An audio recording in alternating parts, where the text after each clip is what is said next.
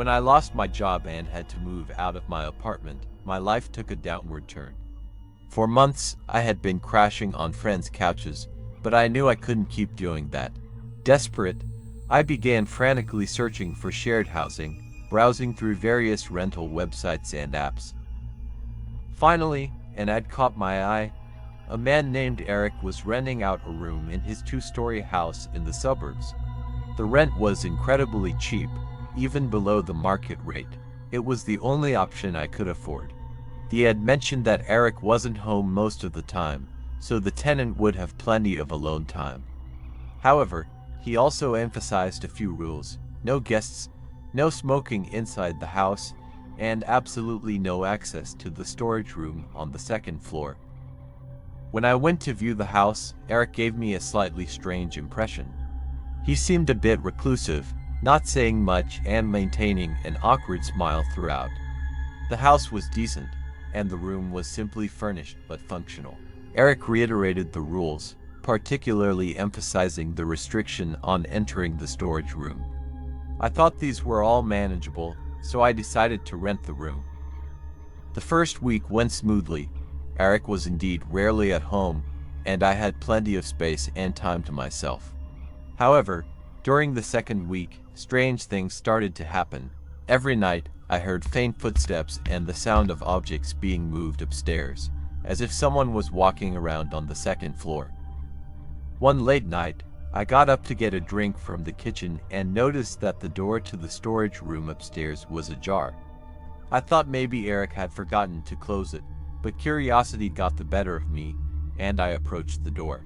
Just as I reached the stairs, Eric suddenly appeared at the storage room entrance, glaring at me with cold eyes. "Go back to your room," he said in a low voice. I quickly apologized and retreated to my room, but my mind was filled with unease and questions. Over the next few days, I noticed that things in my room had been moved slightly, as if someone had gone through my belongings. This made me even more cautious. I tried to talk to Eric about it, but he always avoided my questions, quickly changing the subject. One evening, Eric went out, and my curiosity and anxiety peaked. I decided to sneak upstairs and check out the storage room. When I reached the top of the stairs, I found the storage room door slightly open, with something inside faintly swaying. I pushed the door open, and what I saw made my heart race: a large, locked chest with a faint, foul odor emanating from it. A wave of fear washed over me as I realized this might be more dangerous than I had imagined.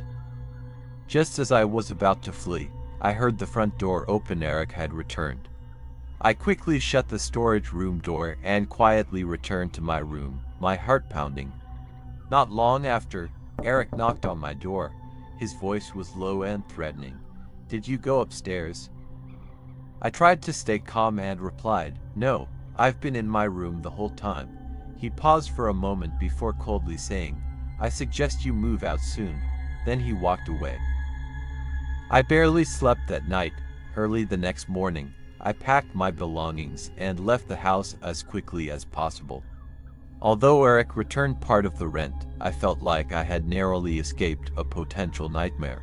After this experience, I vowed never to live with a stranger again.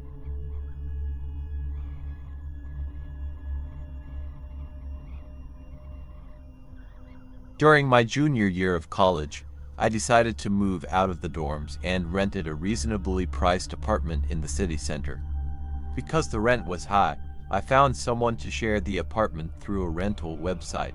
The person I ended up rooming with was named Alan, a guy from another city. He seemed pretty ordinary at first, polite and quiet.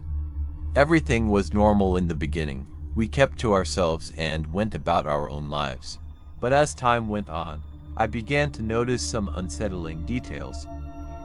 Alan looked like a typical engineer, always wearing glasses and favoring gray clothes. He had a habit of coming home around 11 p.m., never bringing friends over and rarely interacting with the neighbors. Sometimes, he would stay in the kitchen until very late, moving quietly, but I could always sense he was there, as if he was deliberately avoiding eye contact with me. Once, while I was watching TV in the living room, he suddenly tapped me on the shoulder from behind, startling me. He smiled apologetically, saying he just wanted to ask when I planned to go to bed. I wasn't sure how to respond, so I just said I'd be watching TV for a while longer. He nodded and quietly walked back to his room. Alan's room was always locked. I had never been inside. He never allowed me in, saying he liked his privacy, and I didn't think much of it. Until one day, when I had to work late and came home in the dead of night. I assumed Alan would be asleep, but I heard faint murmuring coming from his room. The sound didn't seem like a phone conversation, it was more like he was talking to himself. I stood outside the door, trying to make out what he was saying, but suddenly the room fell silent. My heart raced with a sense of foreboding. Then, I heard a low whisper, "Joe, are you there?" The voice sent a chill down my spine. I quickly retreated to my room, closed the door, and felt an overwhelming sense of dread. I lay in bed, trying to convince myself it was just my imagination, maybe Alan was sleep-talking. But that night, I barely slept. In the days that followed, Alan's behavior grew even stranger. He started appearing around me more frequently, always silently showing up behind me, asking odd questions like what my favorite color was or what foods I liked best. These seemingly trivial questions wouldn't have been so disturbing if not for the way he asked them, and the unsettling look in his eyes.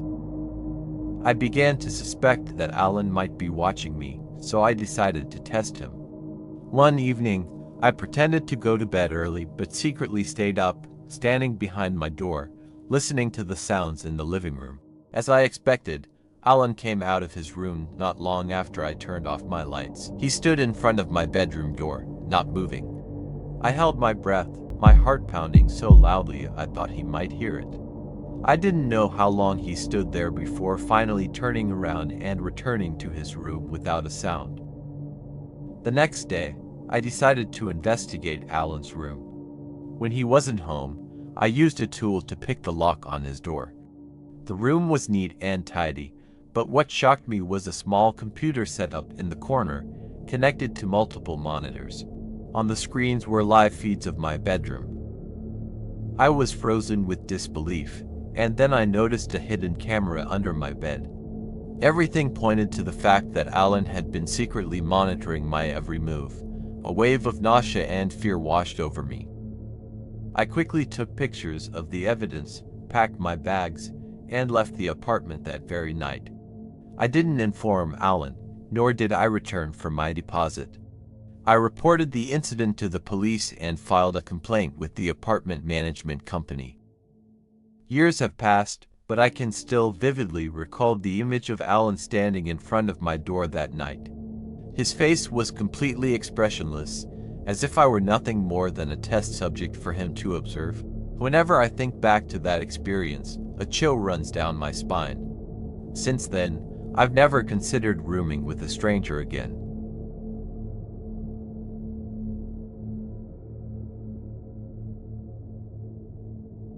When I was 23, I moved to a new city to pursue my career.